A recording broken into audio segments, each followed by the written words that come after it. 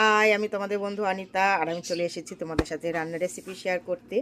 আর তার আগে সবাইকে বলি গুড আফটারনুন। সবাই কেমন আছো? আশা করি সবাই ভালো আছো এবং সুস্থ আছো। আমিও বেশ ভালো আছি। তো চলো দেখাই একবার কী কী আজকে রান্না হয়েছে। আজকে কিন্তু অল্প অল্প হলেও বেশ অনেক কিছুই রান্না হয়েছে। দেখো, সবার প্রথমে আছে ভাত, করেছি কাতলা মাছের তেল দিয়ে পুঁই মিটুলি, করেছি চোখ ঢালা মাছ সর্ষে বাটা আর ধনেপাতা দিয়ে ঝাল করেছি, করেছি জলপাইয়ের চাটনি, আলু ভাজা, ডিম কারি। এবার বলি ডিমটা কেন করেছি। আমার ছেলে এই মাছও খাবে না, এই পুঁই মিটুলিও খাবে না, যার জন্য ছেলের জন্য আলাদা সব কিছুই করতে হয়েছে। আলু ভাজা, ডাল, এই ডিম সমস্ত এগুলো হচ্ছে ছেলের জন্য, আর ওইগুলো আমরা খাবো। তো যাই হোক, দেখলেই তেল দিয়ে কিন্তু পুঁই মিটুলি খেতে দারুণ লাগে। দেখো আর কতটা তেল, দেখো তেলগুলো কিরম ছেড়েছে পাশ দিয়ে। তো যাই হোক, কে কে খেতে ভালোবাসে একটু কমেন্ট করে জানিও।